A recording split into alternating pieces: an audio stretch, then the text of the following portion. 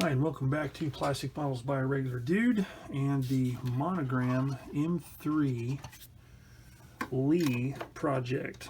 So where I left off, I'd put primer on it, and as you can see, I've got paint on it. I've got the tracks have been primed with Stynylrez primer, so those are ready to be painted. I primed this with gray Stynylrez. Here's what it looked like. So then I did some detail painting of the tools and the tow cable. I've still got to detail paint the tripod for the 30 cal. I will have to, I got the wheels touched up or painted. Got the machine guns, these ultra highly detailed machine guns, painted up. So what I'm ready to do next is I'm going to do that detail painting. Then I'm going to start with the actual markings of the vehicle. And for that, I just dug into my my spare decal bin here, and I've got a bunch of Tamiya decals, which, you know, normally I complain about it being too thick, but since this is something I'm doing like Shepherd Payne did on the diorama that I'm wanting to recreate, I'm trying to stick with you know, kit type stuff. So what I'm going to do is I'm going to use the appropriate size stars for the turret, and on the turret, on the one that Shepherd Payne did for the diorama tip sheet, there's a white stripe with a star here, here, and here. So I'm going to do that, but first I'm going to paint the white stripe around, leaving space for those decals. So what I'll do is I'll just cut a piece of tape approximately that size, stick it on there so I know where to stop the stripe. Then I also need to make an L marking like it showed in the photo for a unit designation or something. So I need to do that, and I will probably make a mask for that, and then I'll just have to scrounge around and find the little small number that goes next to that L shaped device, and that will get me going as far as I need to go before I can actually start the weathering process. So I'm going to work on that for a little while. Alright, here's where it is now. Using my newly acquired Tamiya panel line accent color. I use black. I ordered black and brown, but use black in this case. And use that to do some pin washing around the details and stuff. And so forth. My thoughts on the panel line accent color is it's cool and convenient and all, but I don't think it will replace my oil color washes that I like to make using the Abteilung 502 oil paints. This doesn't really do anything different than that. And I do find that the odor is pretty strong on this, but you know, that's free. That's just my opinion. I'm going to try it on other stuff too. I mean, it works okay, but I just wanted to mainly try it and see how it behaved. But anyway, I did that, and then decided to do some dry brushing. And for my dry brushing, I'm going to be doing quite a bit of layers of different weathering on this because I want it to be a kind of a dry, dusty looking vehicle for the eventual diorama. So first, using Vallejo model color field drab, I did a light dry brushing, and you can kind of see it, but I want it to be subtle because I'm going to be doing a whole lot more, like I said, because I'm going to get this thing really dusty looking. You can kind of see some tide marks, I guess you'd call it, from the from that accent color, which is something I don't have a problem with the oil paints. But you know, we can work around that. But you can see some tide marks, but those are going to be kind of blended in and will eventually fade once I get more of the weathering on it. So after that dried, the field drab dried a little bit, then I did some khaki, which is just a little bit lighter and just hit just kind of the highlights. I wanted to kind of bring out the rivets and bolts and, you know, the highlighted detail and the texture of the front here. And you can kind of see better how the texture ended up using the Mr. Surfacer 500. It really does a good job making texture. And, you know, personally, I can do it, and it turned out pretty well, so it doesn't take really a whole lot of skill to do it. I'm proof positive. So if you want to add texture to, you know, some cast items, that's the way to do it. It works really well, and it'll last you a good long time. But anyway, so I got that highlighted. So the next thing I'm going to do is I'm going to, after this dries a bit, I'm going to be, I think next I'm going to use my airbrush and kind of lay a thin, kind of light filter color over top to kind of help blend that stuff in, to lighten up and dusty up the appearance. Once I do a little bit of that, and then once I paint the headlights, finish up any detail painting I need, I'm going to put a flat clear coat on it. Then once I do that, I'll be using my UMP clay wash in the light earth to really make it look like it has dust and dirt deposits all caught up in the running gear and in corners and crevices and stuff like that. So while that's drying, I think I'm going to go ahead and work on the tracks a bit. I've got the base coat on them, so I'm just going to start dirtying up and rusting the end connectors, get a little bit of light amount of rust on that, as well as on the cable and on the exhausts. So I'll work on that a little bit and then come back and see what's going on. All right, a lot has been done here since my last little segment. As you can see, I've been working on the sides here. Got all of the running gear dirtied up and dusted up, and well, on that side it started out like that. So I've been kind of experimenting here, and what I did is using my oil paints and a small brush. Well, let's demonstrate, shall we?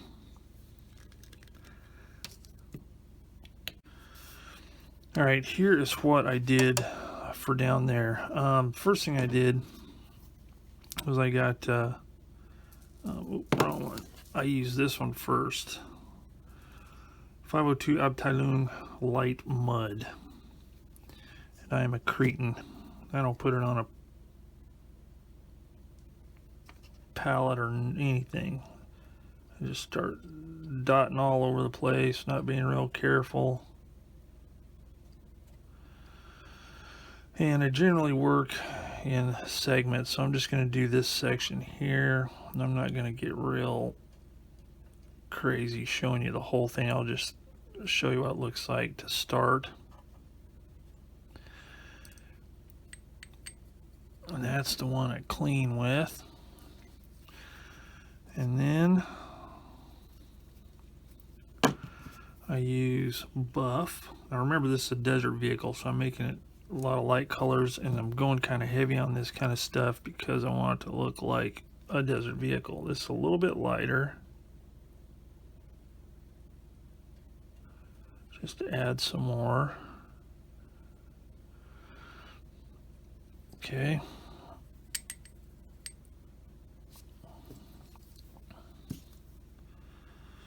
And then just to break it up a little bit, I use a little bit of burnt umber here and there just to make some dark spots.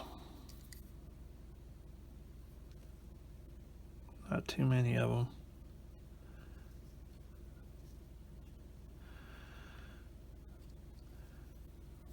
Like that. Now, since this is an upper surface, and it's more exposed to sunlight. I'm going to add just a little bit of yellow to kind of brighten it up just a little bit in comparison to that down there. But again, not very much. I don't want to overdo it. So just a few dots here and there, because this is going to get all kind of jumbled up and mixed together.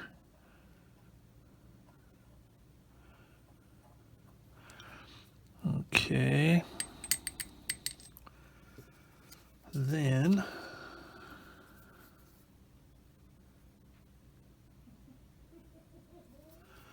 I take this here Filbert. It's I think it's a golden Taklon or something. It's a very inexpensive brush. I bought the whole set for like $5 at Hobby Lobby. But it is just used for this kind of stuff, and I'm not worried about the thing getting all frazzled up and mangled. And then just start splotching it around like that.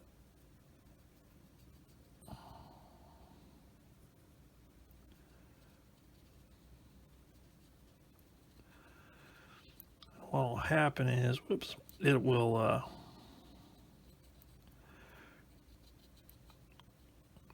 and I just keep working it, make sure it gets in next to the rivets and stuff. It just gives it a really kind of a splotchy appearance. And again, this is just one step in many.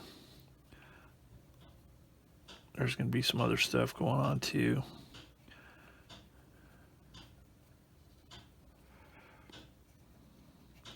The nice thing about this is I've demonstrated it before on other stuff, not quite the same method, but similar. And it's cool because if it gets too much, I can always take some off with some thinner. And those tide marks I was talking about earlier pretty much disappear.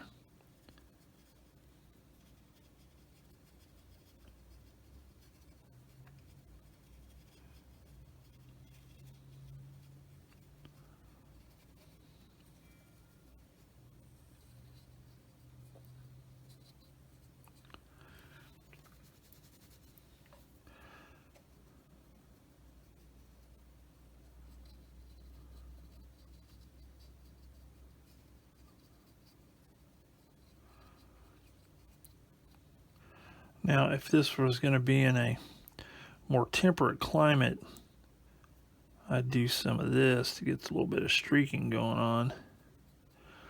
Since we're going dry desert, I'm not doing that.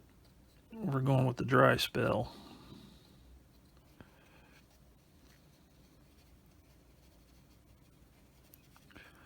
Some of you may be looking at this going, what a cretin. But you know what? That's cool. Because I think in the end I'll get what I want as far as the way it's going to look.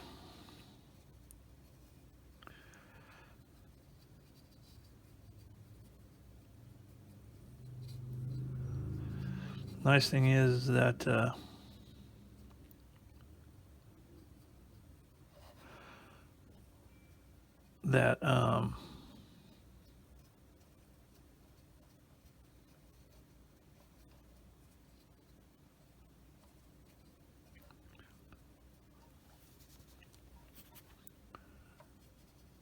the other layers will further tone down the splotchiness.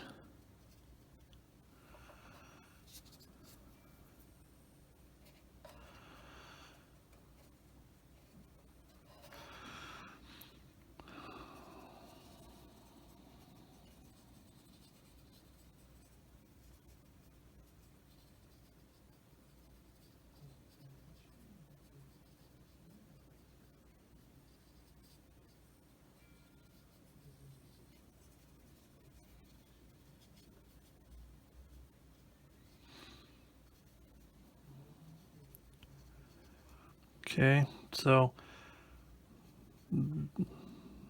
that'll do for now. I may work it a little bit more here in a minute.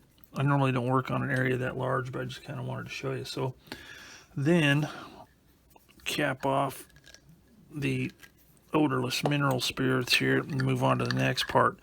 So after I did that down here, then I went with this, which is light dirt clay wash.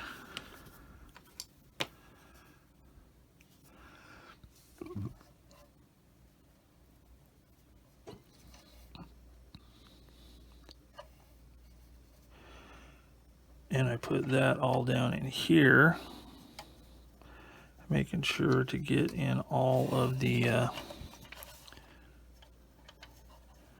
nooks and crannies and stuff. And I'm only going to do the inside part now. I'm not going to do the bogies yet. I'll do that after I do this. That way I don't have too much going on at once. So I'm going to get that all smeared around down in there. Alright, so after I got that, then using a combination of stiff bristle brush and a Q-tip, I just start scrubbing this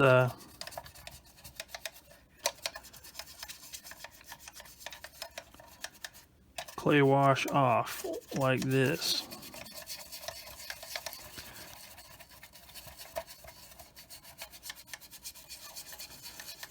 Any smeary spots, you can just kind of rub them in. And gives it a really nice dusty, grubby appearance.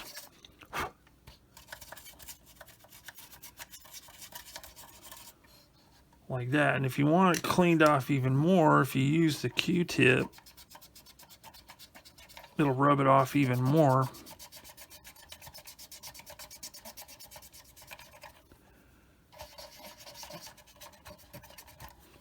Like that. So once, and if you rub it pretty good where the rivets and stuff are, it'll kind of polish off the top of those rivets and make them stand out more, so you get some good definition going. Now obviously you don't want to do this where you've got, you know, you want to be a little more careful around fragile parts like grab handles and stuff like that. But okay, and that's just the first pass. So once I did that, then what I did, using sand, which is quite a bit lighter,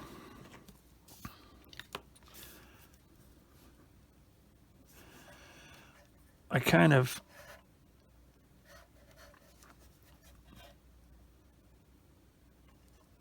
put some right down where all these rivets and stuff like that is. And this is quite a bit lighter, so I didn't want to use this on the whole thing because I didn't want it to be too light. And it gives you some variation in the color of your dust. Same thing, just do it around the rivets, around the edge of this idler mount here. You don't have to worry about being too precise with it. Along these rivets here, along the sides of the bogies here, alongside of the bogies and the rivets there. Again, you don't have to be real careful because randomness is the way to go, right down those rivets there. So let me do that and we'll let that dry and then come back and see what happens. All right, so after it's dried, you can see it's like pretty stripy looking. I just take my stiff chopped off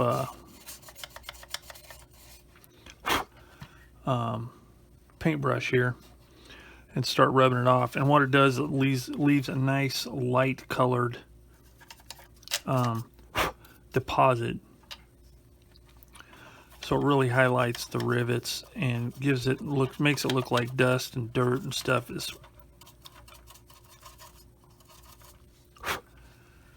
packed into the recesses and stuff. And again, the reason I don't use it for the whole area is I don't want this that light, because I want to get some pretty good contrast in these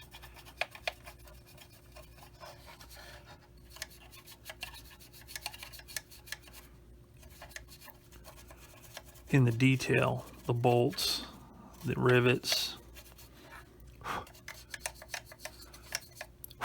And I just blend it in a little bit like that, and it ends up looking pretty good. So I don't know, some of you, other people may do the same thing, but I've never seen anybody do it. So what I'm doing here may not be like this, super stellar new technique or anything, but it is new to me, and I didn't pick it up off of anybody else using these specific products. I mean, layering weathering products is definitely not my invention, but I've never seen it done with the clay washes like this. Usually when I've seen clay washes used, it's been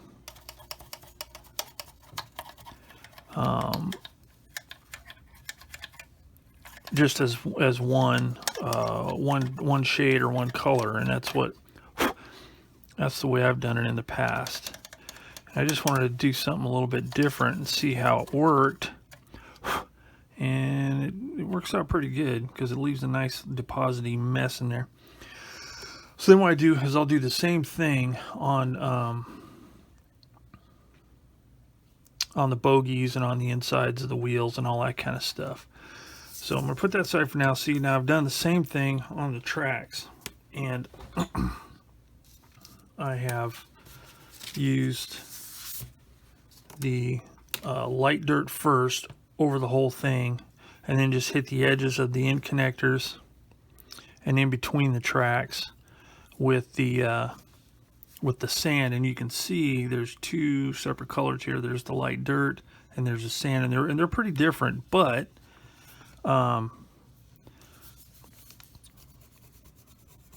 when you do the scrubby part, use my stiffer brush here, it blends it together,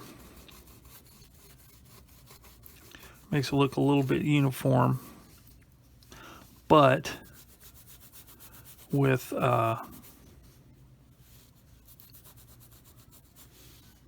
two different tones, two different colors. And I don't know, being that this is a desert vehicle, I wanted a lot more light sandy color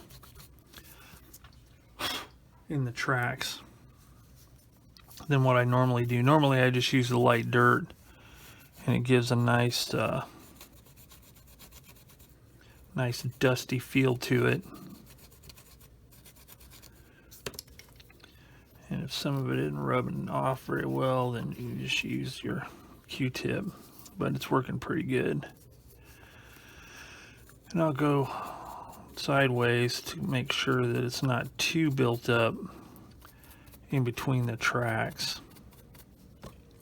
Okay, let's do the top part here so you can see what that looks like.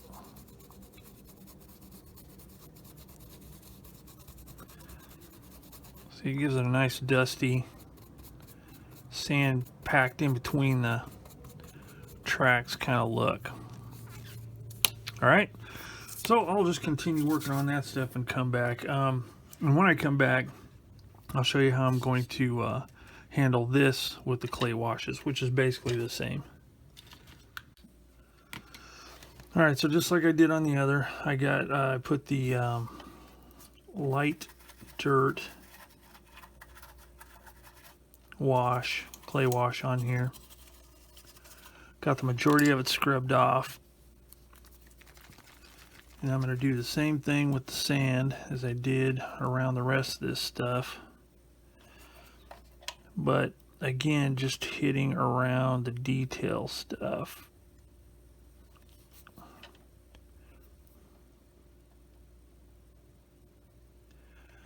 In where the dirt and sand and dust and everything would build up. Around the spokes, stuff like that. Again, I should get a nice see on the side here. Let's see, hopefully you can see what I'm doing. Here and here. down in there. Just along these edges around the detail there. There.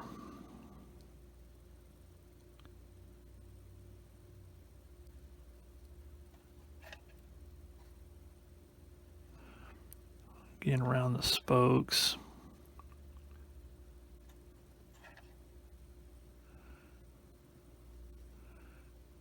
Around the edges. Around all this detail here.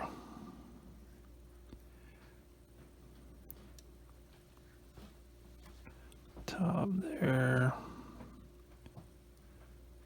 Along these edges. Let it pool up a little bit in the bottom here, so it's like sand and dirt that's getting stuck.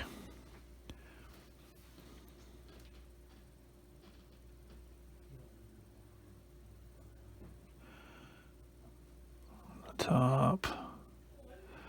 Same there.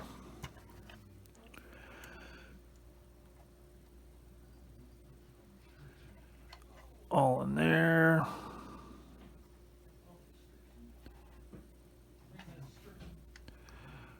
Right there.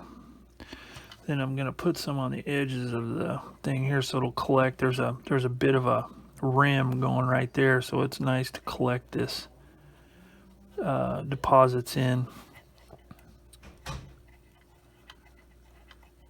This is where it's good to have wheels that turn. Makes it easier to apply paint and weathering effects. So once I do all that and it dries, then I do the same thing and scrub it off, and I end up with that. Makes it nice and light and dusty looking. So I'll continue on this, and then I'll come back and show you how that dries up like that, and then I'll probably stop on this video and pick it up next time, but we'll come back in a minute. All right, so after I get the everything dries up, then I just do like before, use my brush.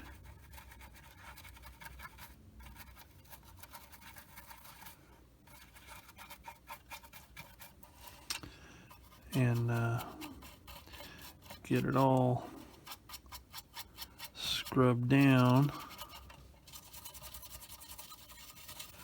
to where it's blended in a little bit better.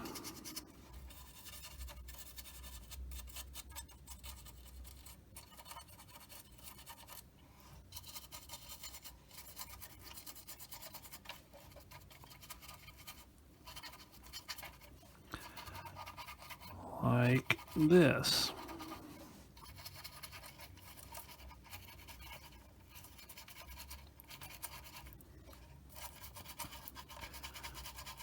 Well, the main thing I want to look for is to get rid of any blobs, splatter looking mess, because it's supposed to be dust, not mud. So just keep on like that and do the tracks, get those put on, and you end up with this. Okay, so that's what it looks like once I get all of it done. So I think what I'm going to do is call it quits on this particular video segment and come back next time and begin work after this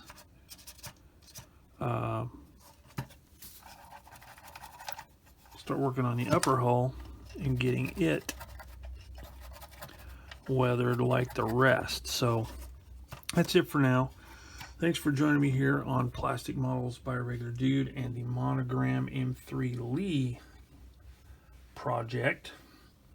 And if you have any questions or comments or suggestions, anything, put them in the comments below and I'll get back to you as quick as I can. So thanks again for joining me here, and as always, I will see you all later.